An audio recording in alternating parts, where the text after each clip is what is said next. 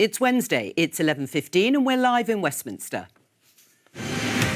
Bad news for the Chancellor. Inflation went back up last month. I am determined as Chancellor of the Exchequer to help relieve some of that pressure that families have been facing. If you put up national insurance on businesses, prices go up.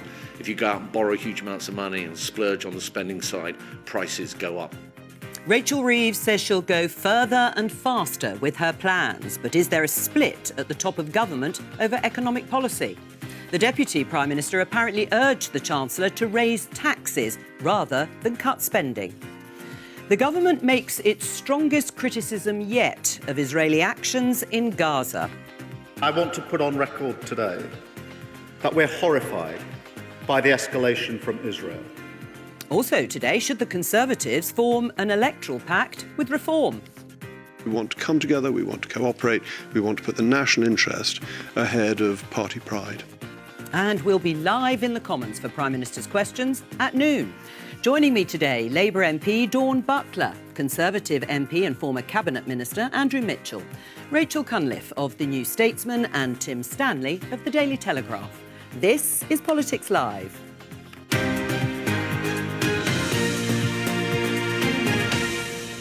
Just as David Cameron did in 2005, those groups under David Cameron were pivotal in us securing power at the next election. If Kemi does the work, if these groups are on the ball and they report wisely, then we will win back much of the support that we lost. Is it about to be your last PMQ? That wasn't what I was queuing up. I'm almost thinking maybe I should change my mind and not leave. Stay on. It is my last Prime Minister's Questions as presenter and my last day tomorrow, and we'll do more of that, of course, tomorrow. I thought you were going to say something about Reform and the Conservatives. But yes, I'm looking forward to it as it starts, no doubt, in a moment or two's time. In terms of Reform, it's also a big threat to Labour, of course. Already, and is in the gallery somewhere.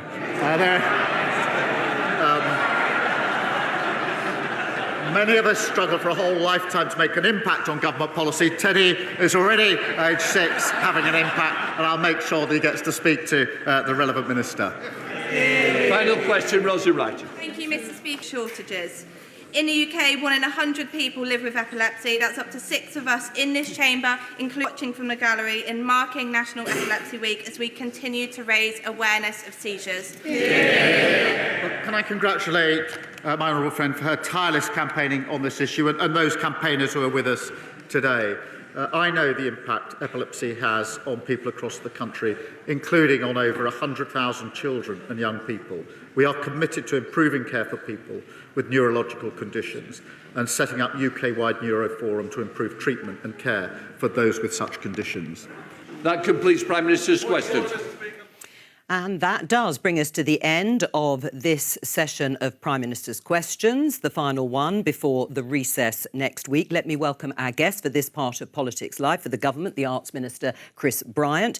For the opposition, for the Conservatives, Helen Whately, Shadow Work and Pension Secretary, and the BBC's Deputy Political Editor, Vicki Young. Well, and it doesn't happen very often, there was a major piece of news announced by the Prime Minister at the very beginning of this session of PMQs. We were discussing just yesterday with Henry Zeffman, the BBC's chief political correspondent, when he said that he understood there were high-level, top-level discussions going on in government about reviewing the policy of cutting winter fuel payments to millions of pensioners.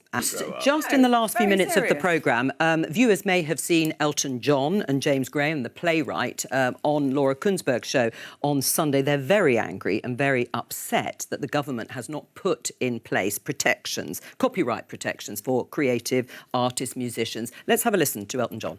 It's different from music and for word and for images. I want to get to a place where AI companies pay the creative industries for the work that they're using, because otherwise they won't have good material. All right, before we go, tomorrow is my last day, final day at the BBC, and my last Politics Live as the programme's presenter, so it seemed a good opportunity to talk a little bit about my successor, who is here, Vicki Young. Welcome to you, familiar, of course, to the programme and BBC audiences in general.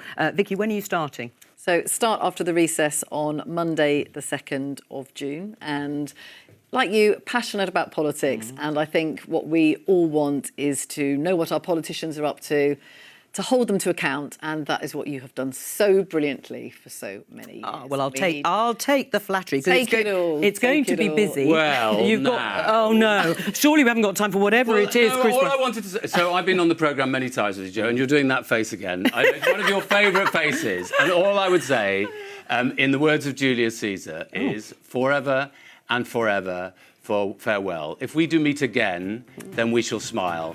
If not, why then this parting was well made. Oh, well, I'm very touched. That was very, very poetic. Thank you to both of you. Thank you very much for that tribute. I've loved it all, but there will be more of this tomorrow. I'm sorry about that. I'll be back at 12:15. Bye-bye. Yeah.